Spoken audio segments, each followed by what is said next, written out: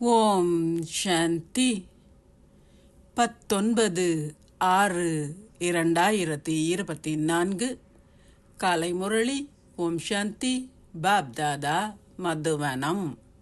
சாராம்சம்: இனிய குழந்தைகளே, தந்தையின் நினைவில் நிலைத்திருப்பதும் மற்றவர்களுக்கு அதனை நினைவுபடுத்துவதுமே பிரதான சேவையாகும்.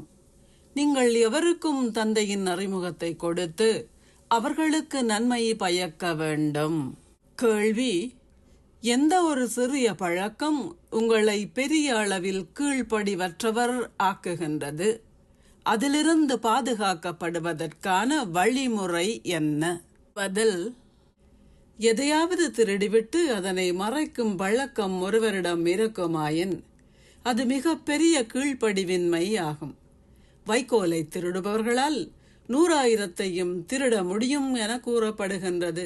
ஒருவர் பசியில் இருக்கும் பொழுது பேராசை காரணமாக எதனையாவது முதலில் அனுமதியை பெறாமல் உண்பாராயின் அவ்விதமாக திருடுவதும் மிக தீய பழக்கமே ஆகும். அப்பழக்கத்தில் இருந்து விடுபடுவதற்கு தந்தை பிரம்மாவை போன்று ஒரு நம்பிக்கை பொறுப்பாளர் ஆகுங்கள். நீங்கள் அத்தகைய பழக்கங்களை கொண்டிருந்தால் தந்தையிடம் அவை பற்றி நேர்மையாக கூறுங்கள். ஓம் சாந்தி. தாரணைக்கான சாராம்சம்: 1. பௌதீக சேவையுடன் நீங்கள் சூட்சும சேவையையும் பிரதான சேவையையும் செய்ய வேண்டும். அனைவருக்கும் தந்தையின் அறிமுகத்தை கொடுங்கள். ஆத்மாக்களுக்கு நன்மை செய்யுங்கள். நினைவு யாத்திரையில் நிலைத்திருங்கள். இதுவே உண்மையான சேவை. இச்சேவையில் மும்முரமாக இருங்கள். உங்கள் நேரத்தை வீணாக்காதீர்கள். 2.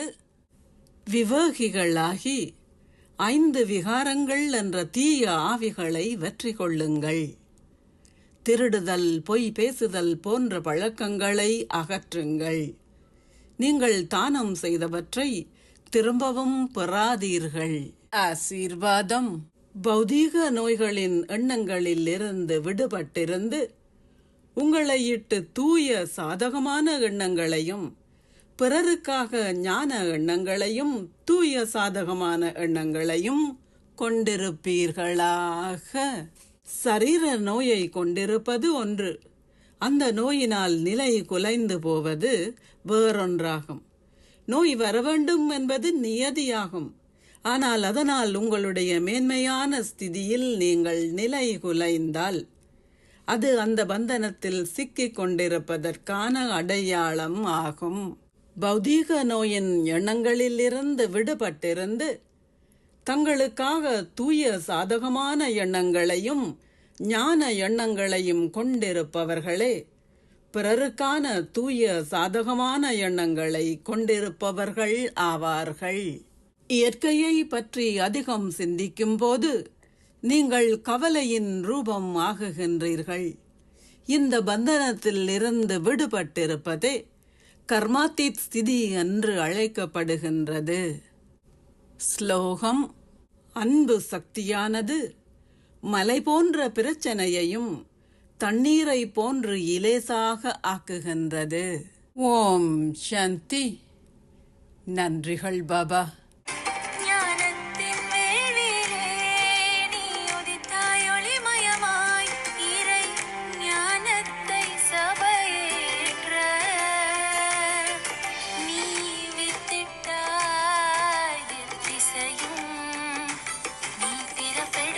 பரம்பரையில் பிறந்ததெங்கள் பெருமையம்மா.